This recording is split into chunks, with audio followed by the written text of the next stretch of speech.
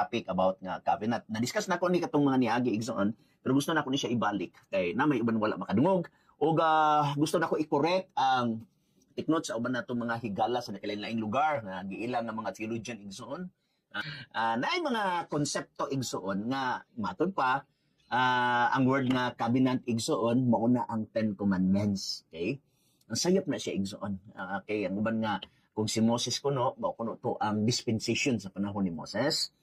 Nga mao na ang covenant, Sinaitic covenant, o ang Sinaitic covenant igsoon mao na ang Ten Commandments. Pero sa panahon kuno kan Jesus Christ, mao na ni ang gitawag na tong new covenant, which is wala na ang Ten Commandments, which is love na kuno ang gipuli, o mao ni ang gospel kuno sa New Testament.